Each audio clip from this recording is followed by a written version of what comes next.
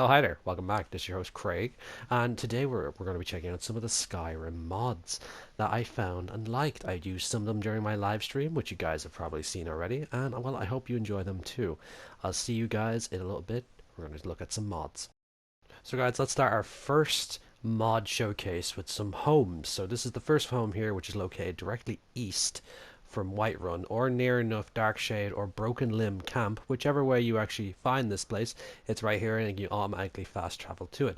This is known as the Dovahkiin Keep by Sharlinkara. I think I'm saying that I can't remember. I believe I'm saying that right anyway. So let's go inside the main courtyard. The main courtyard is actually complemented by this lovely garden and this kind of growery area where you can find all your natural resources for alchemy and whatnot, or just general cooking as well out in the front garden. As we go past this lovely moss vined little archway of a pathway and corridor, I guess, we find ourselves near some forges and an archery area. This area is actually quite complemented with a lot of resources beginning and quite a few weapons that you can use as a new character. The entire Dovahkiin Keep is a fantastic place to live in.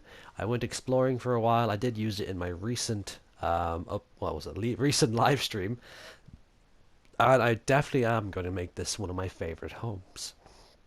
It's actually quite a beautiful building as well. It's quite big on the inside and even down below as well. So as we go in, we actually have the main court, the main hall basically, where your throne is. It's a kick-ass throne, trust me.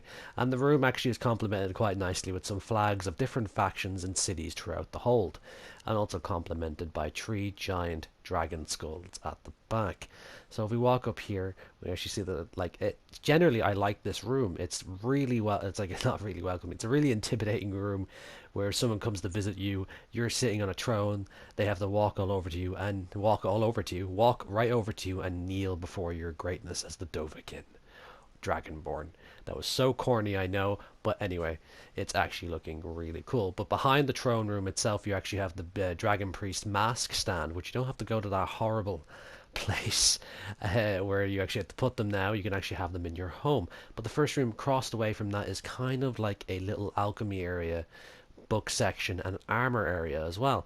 And down below, you actually have a special little room down there. You actually have a wine cellar, which is quite nice.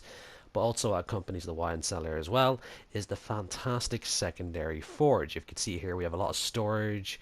I'm going to call it a wine cellar because there's giant barrels and they're full of wine most likely, or mead. And we actually have a second area where you can actually tan some hide, sharpen some weapons, and use the forge to build up your weapons, I guess, and take on any evil demons or vampires or general stormcloaks in general. God, I hate the Stormcloaks. Imperial Legion all the way. But anyway, now as you leave this area and come up the stairs, you actually find yourself in somewhat of your own study. On the first shelves you see here as I'm walking by, it has actually all the 9 divines. And they include like Talos as well, and also these wonderful bookcases which the modder has actually made them see-through, I guess, with no backs on them, so you can see both lines of books next to each other, and this wonderful little relaxing study as well, which you have your own table and chairs where you can sit down in the fire, enjoy a good book, or start working on some parchment and demanding more money from the Jarls. It's up to you, really. Let's see what happens, shall we? But anyway, now we're going to come up to the next section of the home, which is kind of the master bedroom and either your children's room.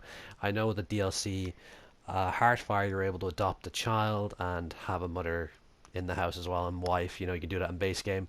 We actually have this really, really lovely master bedroom, which includes a giant dragon skull, which is nice. It's always nice seeing that over a bedroom. And this really warm and welcoming room, which is like, I live here, this is my home. It is fantastic. I really love the modders work. He has truly built us a epic home, and it actually has a lot of balconies as well, which you can go out and enjoy your scenery around where you live near the rift.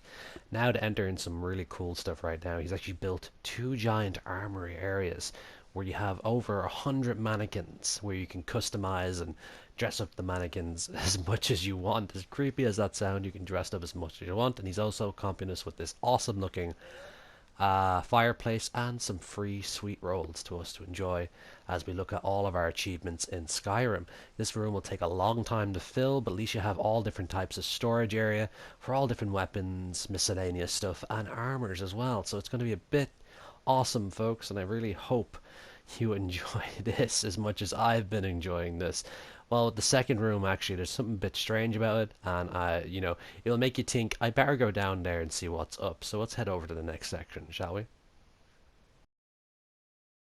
Okay, guys, we're in the second part of the armory, which is this weird two-story section, which is kind of strange. I like it a lot when you first go in. It's very sophisticated looking, and then you have this strange second story balcony that leads downwards into a pit full of money, and there's no door out of the money, so maybe it's not an armory after all, but it might actually be some weird sacrificial pit where you throw money at the victims down below to kill each other.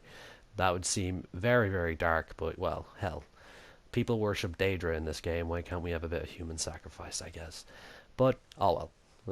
But anyway, let's move on to the next mod, shall we? Hi guys, and the next mod is another home mod, which is located in the Rift this time. I may have said the Dovahkiin Keep was located in the Rift last time, but it's not. Apologies about that. But anyway, this is the rebuilt Rift Castle, which is huge on the outside, and it's quite big on the inside as well. Being only in a kilobyte size, though, I can imagine a lot more work would have been put in if our memory was bigger and the chance of having custom assets.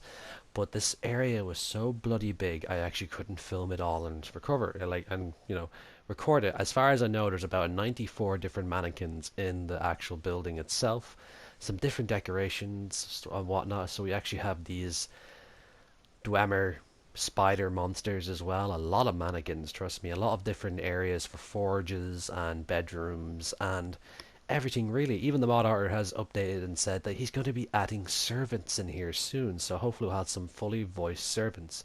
But speaking of servants, well, I have a follower mod up next. This is the Dreadborn Knight, who's located in the Rift in the Baron B. He's a kick-ass little follower and fully voiced and all. And next two mods are actually a bit of a twofer right now, which are both made by the same mod author, which is Ska001 or Skaul, I think his name is. Apologies, I'll write it in the comment section. I'll leave it on the video here. But anyway, it always made sense that there should be bloody defenses defending these two towns. It just didn't make sense. Most towns didn't even have goddamn defenses. And this one made sense. These like log kind of wall defenses. So right now we're in Dawnstar and Martel. I'm saying it. It doesn't sound like I'm saying it wrong myself, but it's just my accent, folks.